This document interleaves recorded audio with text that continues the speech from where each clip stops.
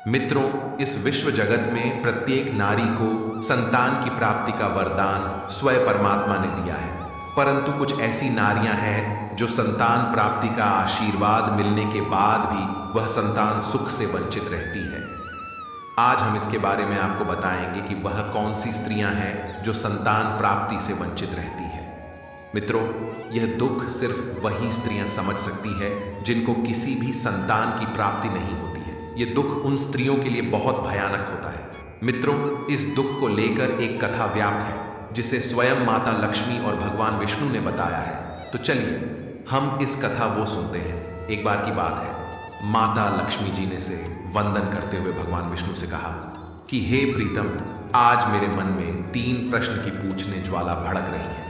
हे प्रभु, यदि आप मेरे मन में उठ रहे इन तीनों प्रश्नों का निवारण कर दें तो मैं पृथ्वी लोक पर जो माएँ अपने संतान सुख से वंचित रहती है उनकी गोद भर सके। तब भगवान विष्णु कहते, हे देवी लक्ष्मी, आखिरकार तुम्हारे वह 3 प्रश्न कौन से हैं? तब माता लक्ष्मी जी बोलती हैं, हे प्रभु, मेरा पहला प्रश्न है कि वह कौन सी स्त्री होती है जो संतान सुख से वंचित रहती है। मेरा जो दूसरा प्रश्न है वह यह है कि कौन सी स्त्री समय से पहले विधवा होती है। मेरा तीसरा प्रश्न आपसे यह है कि कौन सा श्रृंगार करने पर स्त्री को स्वर्ग में स्थान मिलता है। तब भगवान विष्णु मुस्कुराते हुए कहते हैं कि हे लक्ष्मी, यह तीनों प्रश्न बहुत ही महत्वपूर्ण हैं। जो भी व्यक्ति इन प्रश्नों को जान लेता है और अपने जीवन में इन प्रश्नों को उतार लेता है, उसके जीवन में सुख ही सुख हो जाता है। मित्रों, भगवान विष्णु कहते हैं, हे देवी लक्ष्मी, लेकिन मैं तुम्हारे इन सभी प्रश्नों के उत्तर एक कथा के माध्यम से दूंगा। इस कथा के द्वारा तुम अपने प्रश्नों के उत्तर ठीक तरह से जान पाओगी। परंतु जब तक मैं इस कथा को सुनाऊंगा तब तक तुम्हें इस कथा को ध्यान से सुनना है। तो माता लक्ष्मी कहने लगी, हे प्रभु, मैं तुम्हें वचन देती हूँ कि मैं इस कहानी को अपनी पूरी सच्ची आस्था और सच्ची श्रद्धा से सुनूंगी। आप चिंतन ना करें, आप कृपया उस कथा को प्रारंभ करें। मित्रों, आप सभी भी इस कथा को पूरा सुने। इसे आधा अधूरा सुनना पाप माना गया है। भगवान विष्णु कहते हैं कि हे देवी लक्ष्मी, सिकंदरपुर नाम का एक छोटा सा गांव था। उस गांव में एक साहूकार रहता था। साहूकार के 2 बेटे थे। दोनों आचरण के बहुत अलग अलग प्रकार के थे। दोनों बेटों की शादी भी हो चुकी थी। साहूकार और साहूकार के बड़े बेटे का स्वभाव बहुत ही दुष्ट प्रवृत्ति का था। इसलिए साहूकार की पत्नी अपने बड़े बेटे की पत्नी से बहुत ही ज्यादा आदर और प्रेम के साथ पेश आती थी। वही छोटे बेटे की जो पत्नी थी वह बहुत ही अच्छे स्वभाव की थी। वह पतिव्रता नारी भी थी। छोटी बहू ही घर का सारा काम किया करती थी। इतना कुछ होने के बावजूद भी साहूकार की पत्नी और साहूकार के बड़े बेटे की पत्नी छोटी बहू का हमेशा अपमान करती रहती थी। मित्रों, भगवान विष्णु कहते हैं कि हे देवी लक्ष्मी, साहूकार के बड़े बेटे का एक बेटा था और साहूकार के छोटे बेटे को एक पुत्री थी। साहूकार की पत्नी बड़े बेटे के पुत्र को लेकर छोटी बहू को हमेशा ताना मारा करती थी। लेकिन वह छोटी बहू क्या कर सकती थी? वह हमेशा ताने सुनती रहती थी और पलटकर कभी जवाब नहीं देती थी। भगवान विष्णु आगे कहते हैं, हे देवी लक्ष्मी, अब मैं तुम्हें छोटी बहू की कहानी अच्छे से तुमको सुनाता हूँ। इस कहानी को सुनकर तुम्हें तुम्हारे पहले प्रश्न का उत्तर मिल जाएगा। मित्रों, भगवान विष्णु कहते हैं कि तुम्हारा पहला प्रश्न था कि वह कौन सी स्त्री होती है जिसको संतान का सुख नहीं मिलता है। तब भगवान विष्णु कहते हैं कि उस साहूकार की जो पत्नी थी वह पहले से ही बहुत ही दुष्ट स्वभाव की थी। उसके कुटिल और दुष्ट स्वभाव से उसके घर वाले बहुत ही परेशान थे, परंतु वह किसी को कुछ कह नहीं पाती क्योंकि सब उसे उलट के जवाब दे देते थे। तब उसने अपनी सीधी साधी छोटी बहू को कुछ ज्यादा ही परेशान करना शुरू कर दिया। उस छोटी बहू को सताने में उसको बहुत ही ज्यादा आनंद आता था। छोटे बेटे की पत्नी का नाम मधुबाला था। बेचारी मधुबाला सुबह उठकर घर के काम में लग जाती थी। इतना करने के बावजूद भी मधुबाला साहूकार की पत्नी की नज़र में कामचोर बन के खटकती रहती थी। एक दिन की बात है, मधुबाला घर में झाड़ू लगा रही थी। तभी उस साहूकार की पत्नी ने कहा कि तेरे हाथ में जान नहीं है क्या? जल्दी जल्दी झाड़ू लगा और देख, मैं अभी मंदिर जा रही हूँ। मेरे मंदिर लौटने से पहले घर का भोजन बन जाना चाहिए। मैं मंदिर से आते ही उस भोजन को खाऊंगी और हाँ, साथ ही यह भी याद रखना कि अन्न का एक दाना भी बर्बाद ना होने पाए। बेचारी मधुबाला कर भी क्या सकती थी? वह अपनी सास की बातें सुनती रही और जैसे ही उसकी सास चली गई तो सास के जाते ही सुकन्या झाड़ू लगाकर खाना बनाने लगी। जब मधुबाला खाना बना रही थी तो खाना बनाते बनाते वह सोच रही थी कि मैं इतना काम भी करती हूँ, परंतु इतना काम करने के बाद भी एक पल के लिए भी चैन की सांस नहीं ले पाती हूँ और मेरी वो एक सास है जो मेरे हर काम में गलती निकालती ही रहती है। मधुबाला यह सब सोच ही रही थी कि उसे दरवाज़ा खटखटाने की आवाज़ आई। मधुबाला ने सोचा कि अभी तो भोजन तैयार ही नहीं हुआ है, लगता है कि मेरी सास मंदिर से आज बहुत जल्दी ही वापस लौट आई है। मधुबाला ने दरवाज़ा खोला तो उसने देखा कि दरवाजे पर एक संत महात्मा खड़े हैं। मित्रों, भगवान विष्णु आगे कहते हैं, हे देवी लक्ष्मी, वह साधु महाराज मधुबाला से कहते हैं कि तेरा सुहाग अमर रहे, अगर मुझे कुछ भोजन करा दे, मुझे बहुत ही तेज़ी से भूख लगी है। मित्रों, भगवान विष्णु कहते हैं कि मधुबाला बहुत ही सुशील और संस्कारी बहू थी। उसने सोचा कि मैं इन संत महाराज को भोजन करा तो दूं, लेकिन यदि मेरी सास आ गई तो मैं तो मुसीबत में आ जाऊंगी। मधुबाला ने फिर कुछ देर तक विचार किया, उसके बाद के उसने उस संत को भोजन कराने के लिए अंदर आने को कहा। उसी समय मधुबाला के मन में सोच रही थी कि डरना कैसा, अगर मेरी सास आ भी गई तो और मुझसे कुछ कहेगी तो मैं उनसे कह दूंगी कि मैंने अपने हिस्से का भोजन इन संत महात्मा को दे दिया है। मित्रों, भगवान विष्णु आगे कहते हैं, हे देवी लक्ष्मी। फिर ऐसा सोचकर मधुबाला उन महात्मा को अतिथि धर्म का पालन करते हुए उस साधु को भोजन करा ही रही थी कि तभी मधुबाला की सास आ गई और उस संत को घर के अंदर भोजन करता हुआ देखकर मधुबाला की सास का गुस्सा 7वें चरम पर चढ़ गया और वह उस संत महात्मा से कहने लगी कि यहाँ किसी प्रकार का भंडारा या दावत नहीं चल रही है, जो कोई राह में चल रहे भीख मंगों को खाना खिला रही हो। सुकन्या ने अपनी सास को बहुत रोका, लेकिन उस दुष्ट स्त्री ने उस संत को धक्के मारकर भगा दिया। वह संत जिस थाली में खाना खा रहा था उसका खाना उठाकर फेंक दिया। उसका क्रोध अब मधुबाला पर टूटा तो उसने कहा कि अरे दुष्ट बेहुदा औरत, मैंने तुझसे कहा था कि मेरे आने तक अन्न का एक टुकड़ा भी बर्बाद ना होने पाए, लेकिन तूने ये क्या किया? तूने इतना सारा भोजन उस भिखमंगे के संत को दे दिया। मित्रों, भगवान विष्णु कहते हैं कि हे देवी लक्ष्मी। मधुबाला बोली, सासू माँ, मैंने सन्यासी को अपना भोजन दिया है, इसमें आखिर इतना गुस्सा होने वाली कौन सी बात है? घर पर आए हुए मेहमानों को खाली हाथ नहीं, कभी भी नहीं जाने देना चाहिए। भगवान विष्णु कहते हैं कि हे देवी, इस प्रकार सास और बहू की आपस में तकरार चलती रही। अंत में उसकी सास ने मधुबाला को भी धक्के मार के बाहर निकल दिया। अब वह रोती रही और दरवाज़ा पीटती रही। उसकी सास का दिल पत्थर जैसा हो गया था। अब मधुबाला के पास एक ही रास्ता बचा था कि वह अपने मायके वापस लौट जाए। मित्रों, भगवान विष्णु कहते हैं कि हे देवी लक्ष्मी। इस प्रकार मधुबाला अपने मायके की ओर जाने लगी। रास्ते में एक घना जंगल पड़ता था। मधुबाला भूख प्यास से तड़पते हुए अपने मायके की तरफ जाने लगी। तभी अचानक से बादल गरजने लगे और देखते ही देखते मूसलाधार बारिश होने लगी। भगवान विष्णु कहते हैं, हे देवी, कि मधुबाला ने बारिश से बचने के लिए एक पेड़ की शरण ली। हवा का वेग इतना तेज था कि उसका बचना मुश्किल हो गया था। उसी पेड़ की जड़ में एक कोटर बना था। मधुबाला यह सोचकर अंदर जाने लगी कि बारिश निकलने के बाद वापस बाहर चली आऊंगी। बाहर वर्षा हो रही है और वह कोटर में छुपकर बारिश खत्म होने तक समय बिता सकती थी। है भगवान विष्णु कहते हैं, हे देवी लक्ष्मी। सुकन्या जब उस कोटर में घुसी तो उस कोटर के अंदर एक साधु प्रकट हुए। उन्होंने कहा कि बेटी, मुझे मालूम है कि तुम्हारे सास ससुर दुष्ट प्रवृत्ति के हैं और तुम्हें रोज ताना मारते हैं, क्योंकि तुम्हारी जेठानी को पुत्र की प्राप्ति हो गई है और तुम्हें अभी तक पुत्र की प्राप्ति नहीं हुई है। इसलिए तुम चिंता मत करो, मैं तुम्हें एक किताब देता हूँ।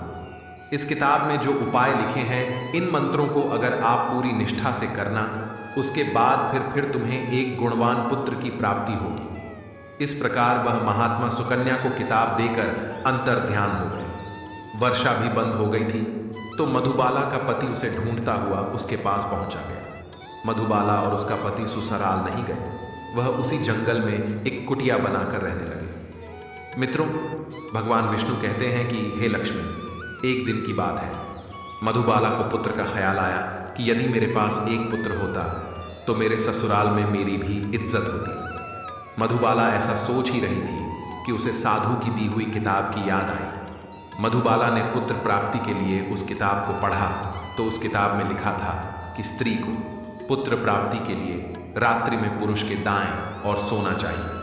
इतना करने के बाद कुछ समय में बाई करवट लेने से नाक का दायां स्वर और दाहिनी करवट लेटने से नाक का बायां स्वर चलने लगता है। और जब भी तुम्हें पुत्र प्राप्ति की इच्छा हो, उस स्थिति में संभोग से पहले आपको यह जान लेना चाहिए कि पुरुष का दायां स्वर और स्त्री बायां स्वर चलने लगे। उसी समय गर्भ धारण किया जाना चाहिए। ऐसा करने से निश्चित ही पुत्र की प्राप्ति होती है। अगर कोई स्त्री इसके विपरीत नाक के स्वर चलने से पुत्री की प्राप्ति होती है। मित्रों, किताब में आगे लिखा था कि मासिक धर्म शुरू होने के 4 पहले मिलन बनाने पुत्र की प्राप्ति होती है। 5वीं रात्रि में मिलन होने से पुत्री की प्राप्ति होती है। 6ठी रात्रि में मिलन से पुत्र होता है। 7वीं रात्रि में मिलन से बंध पुत्री होती है। 8वीं रात्रि में मिलन से ऐश्वर्यशाली पुत्र होता है।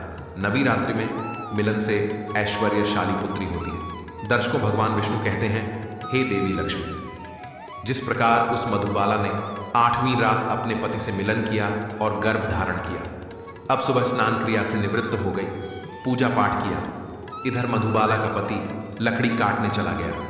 उसके पति के जाने के बाद एक बहुत भयंकर तूफान आ गया। अब मधुबाला की झोपड़ी उस तूफान में उड़ गई और तेजी से बारिश होने लगी। बारिश से बचने के लिए मधुबाला एक पेड़ पर पता लिख देती है और वह पत्ता उसी कोटर का था जिसमें पहले मधुबाला बारिश से बचने के छुपी हुई थी। मधुबाला ने पेड़ पर पता इसलिए लिखा था कि जब उसका पति पेड़ के पास आए तो उसको पता चल सके कि उसकी पत्नी मधुबाला उसी कोटर में जाकर छिपी हुई है। मित्रों, भगवान विष्णु कहते हैं, हे लक्ष्मी, उधर मधुबाला कोटर में आकर छुप जाती है, जो कोटर एक पेड़ की जड़ में बना हुआ था। अब इधर उस पेड़ के पास में 2 राक्षसी का निवास स्थान था। इधर तो मधुबाला बारिश से बचने के लिए उस कोटर में छिपी रही। वह दोनों राक्षसी बारिश से परेशान होकर उसी पेड़ की तरफ चली आ रही थी। फिर पेड़ के नीचे आकर एक राक्षसी कहने लगी, मुझसे तो चला नहीं जाता, लेकिन मेरा मन कर रहा है कि सोने वाले टापू पर चली जाऊं। दूसरी राक्षसी बोली, अरे बहन, इसमें कौन सी बड़ी बात है, ये पेड़ हमें उड़ा करके वहीं पहुंचा देगा जहां पर तुम्हारा सोने का टापू है। ऐसा कहकर वे दोनों राक्षसी पेड़ के ऊपर की दोनों शाखा पर बैठ गए। जैसे ही वह पेड़ पर बैठी, पेड़ हवा में एकदम से उड़ने लगा। उधर थकी हारी मधुबाला कोटर में छिपी हुई थी। कोटर में घुसते ही मधुबाला को नींद आ गई थी, किंतु पेड़ के उड़ने से उसके झटकों से उसकी नींद खुल गई। पेड़ को उड़ता देखकर वह एकदम से घबरा गई। जब मधुबाला ने कोटर से बाहर देखा तो उस पेड़ डाल पर 2 राक्षसी बैठी हुई थी। अंततः मधुबाला ने सोचा कि अभी कुछ भी करना खतरे से खाली नहीं है। उसने सोचा कि जो होगा अच्छा ही होगा। फिर कुछ देर की उड़ान के बाद में वह पेड़ एक सोने के टापू पर पहुंचकर उतर गया। कुछ देर बाद दोनों राक्षसी शिकार के लिए निकल गए। मित्रों, भगवान विष्णु कहते हैं, हे देवी लक्ष्मी, दोनों राक्षसी के जाने के बाद में मधुबाला कोटर से बाहर निकली। कोटर से बाहर निकलकर चैन की सांस ली। जब मधुबाला ने सोना टापू पर फैली रेत को देखा तो वह शंका में पड़ गई। उसने देखा कि रेत तो चमचमा रही है। जैसे ही मधुबाला ने रेत को हाथ में उठाया, देखा तो वह एकदम से चिल्लाने लगी कि अरे, ये तो सोने की रेत है। उसने अपनी साड़ी के पल्लू में जितना हो सका उतनी रेत बांध ली और पुनः आकर के उसी कोटर में छिप गई। मित्रों, भगवान विष्णु कहते हैं, है देवी लक्ष्मी जब मधुबाला का उस कोठर में चली गई, तभी दोनों राक्षसी पेड़ पर वापस आ गई। उन दोनों राक्षसी में से एक राक्षसी कहती है कि आज इतना भोजन करके मन तृप्त हो गया, हम लोग वापस लौट चलते हैं जहाँ से हम लोग आए हैं। और इस प्रकार वह पेड़ थोड़ी देर में उसी स्थान पर पहुँच गया जहाँ पर पेड़ उड़ करके गया था।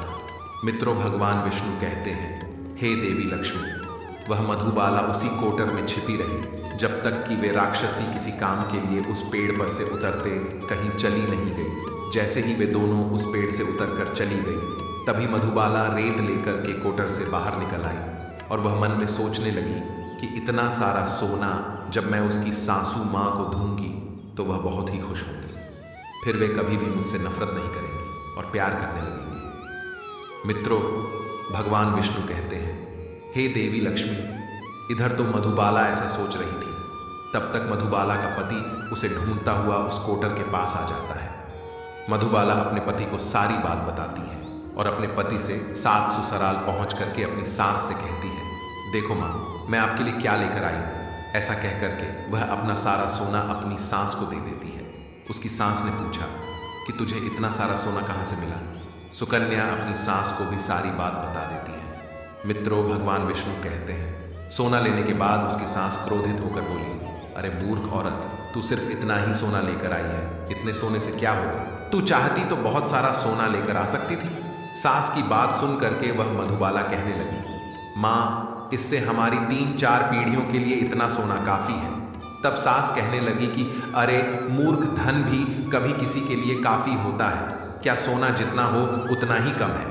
अब तू देख, मैं अब जाऊंगी और कितना सोना लेकर आऊंगी। मित्रों, भगवान विष्णु कहते हैं, हे देवी लक्ष्मी, मधुबाला ने अपनी सास को बहुत समझाया कि माँ, वहां मत जाओ, वहां पे खतरा है। लेकिन उस लालची और दुष्ट औरत को समझ में कुछ भी नहीं आया। उसने मधुबाला की एक बात भी नहीं सुनी। वह जाकर के उसी पेड़ के कोटर में जाकर बैठ गई और जब राक्षसी पेड़ पर आई तो वह पेड़ उड़ने लगा। पेड़ उड़ता हुआ जा रहा था और मधुबाला की सास मन ही मन बहुत खुश हो रही थी। वह सोच रही थी कि आज मैं बहुत सारा सोना एक साथ बटोर कर लाऊंगी। मित्रों, भगवान विष्णु कहते हैं, है देवी लक्ष्मी, मधुबाला की सास अपने मन में खुशियां मना रही थी। उसी समय एक राक्षसी कहने लगी, आज हम सोना टापू पर न जाकर मत्स्य द्वीप पर चलते हैं, मुझे मछली खाने का बड़ा मन कर रहा है। जैसे ही दोनों राक्षसियों ने हाँ में हाँ मिलाई, वैसे ही वह पेड़ मत्स्य द्वीप की ओर उड़ चला। मित्रों, भगवान विष्णु कहते हैं, हे देवी लक्ष्मी, उस पेड़ के कोटर में बैठी मधुबाला की सांस खुद पर संयम ना रख पाई और वह एकदम से बोल पड़ी कि तुम सोना टापू क्यों नहीं जा रही हो? मत्स्य द्वीप न जाओ, सोना टापू चलो। जैसे ही उस लालची स्त्री ने इतनी आवाज दी, तब दोनों राक्षसियों को लगा कि जरूर ही कोटर में कोई है। उन राक्षस ने उस लालची स्त्री को देखा तो उसे उठा करके पेड़ से नीचे फेंक दिया और धरती पर गिरते ही उस लालची स्त्री की मौत हो गई। जैसे ही उसकी मौत की सूचना उसके घर वालों को मिलती है, उस स्त्री का पति मधुबाला का ससुर मधुबाला के पास जाता है और कहता है, बेटी, मैं तो इसे पहले से ही समझता था कि तू ऐसा काम मत कर, लालच करना ठीक नहीं है और बहुएं बेटी की तरह होती हैं, उस प्रेम और स्नेह देना चाहिए। लेकिन इसने तो मेरी भी बात नहीं मानी और इसके कर्मों का फल आज इसे मिल गया। मित्रों, भगवान विष्णु कहते हैं, हे देवी लक्ष्मी, उधर मधुबाला सुखी पूर्वक से जीवन बिताने लगे। कुछ समय के बाद मधुबाला को एक गुणवान पुत्र की प्राप्ति हुई। पुत्र की प्राप्ति के बाद मधुबाला की खुशी का कोई ठिकाना नहीं रहा। वह भगवान का धन्यवाद करने लगी। साहूकार के बड़े बेटे की पत्नी, जो मधुबाला को पुत्र के नाम पर ताना दिया करती थी, जब मधुबाला को पुत्र की प्राप्ति होती है तब उसे सम्मान भी मिल गया। बड़े बेटे और बहू के दिन गरीबी में गुजरने लगे। साहूकार के बड़े बेटे की बहू मधुबाला के पैरों में गिरकर माफी मांगने लगती है। मधुबाला एक बहुत ही दयावान स्त्री थी। वह बहुत ही मधुर संबंध वाली स्त्री थी।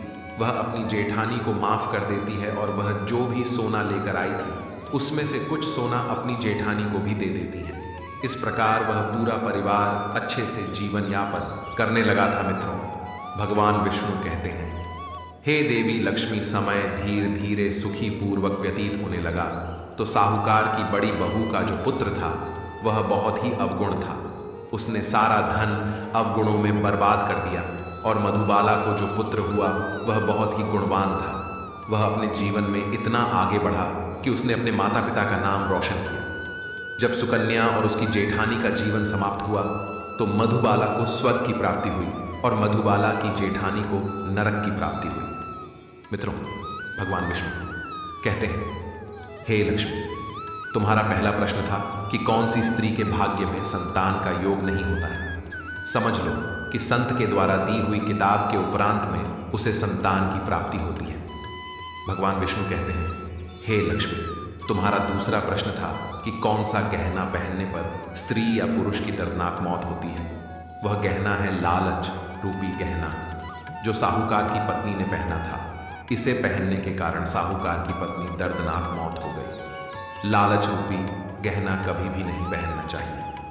भगवान विष्णु कहते हैं, हे लक्ष्मी, आपका तीसरा प्रश्न था कि कौन सा श्रृंगार करने पर स्त्री को स्वर्ग की प्राप्ति होती है। वह है पति रूपी श्रृंगार, यानी कि चरित्रवान और पतिव्रता स्त्री।